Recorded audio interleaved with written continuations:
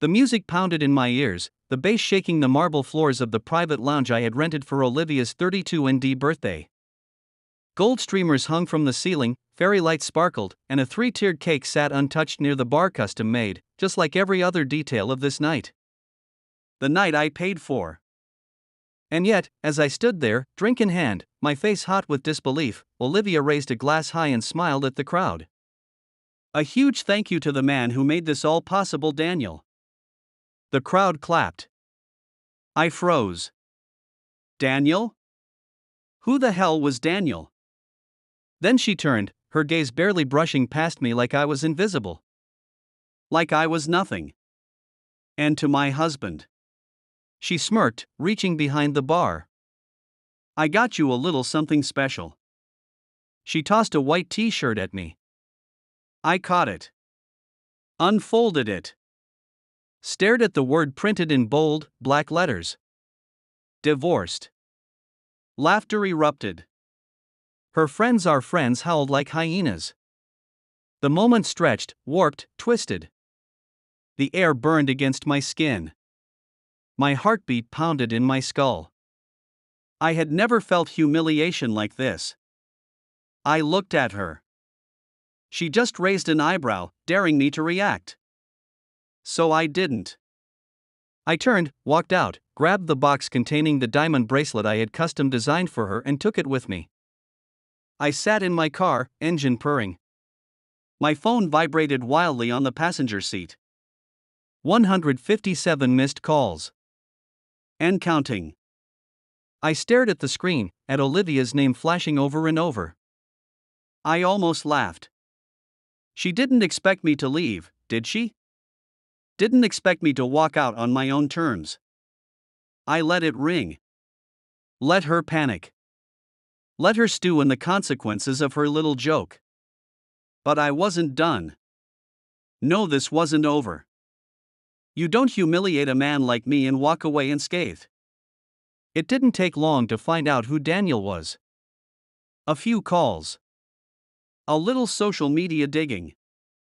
A few logs checked from our shared bank account. Daniel was her boss, the CEO of the company she worked at. A married man with 2 kids. A man who, until now, had been discreet enough to avoid suspicion. But Olivia? She got sloppy. Too cocky. She had been siphoning money out of our joint account to book hotels, expensive dinners, gifts. Using my money to fund her affair. The fury I felt then wasn't loud. It was cold. Precise. Calculated. I didn't want to scream. I wanted justice. I called in a few favors. Friends in tech. A private investigator I knew. Men who understood revenge. Within a day, I had everything. Texts. Emails. Bank transactions. Photos of Olivia and Daniel in compromising positions. Enough to burn their lives to the ground. The next step? Execution. The morning after the party, Olivia stormed into the house. "You embarrassed me last night," she snapped, tossing her designer clutch on the table.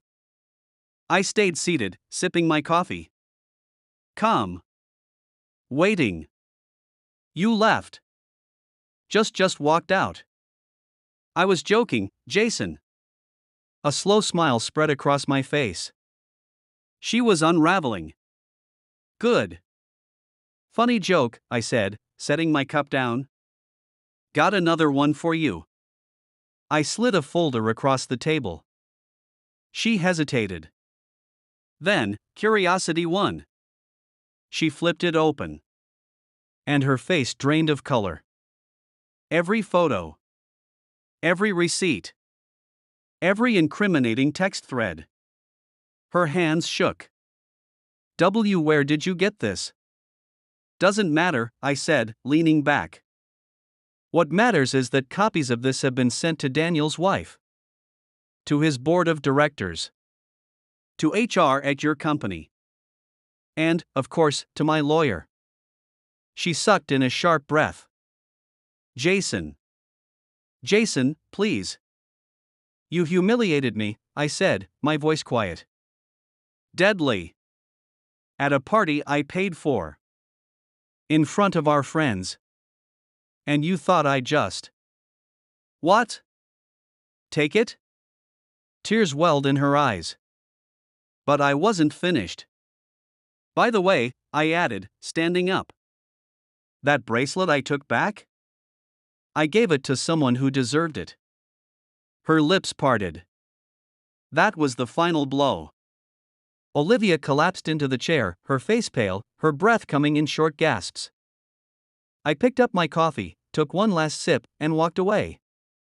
She wasn't my problem anymore. A week later, Daniel's company released a public statement. He had been terminated. His wife? Filing for divorce. Olivia? Unemployed, disgraced, abandoned. I heard through the grapevine that she tried to reach out. Apologize. Beg. But I never answered her calls again. Some betrayals don't deserve forgiveness. And some people?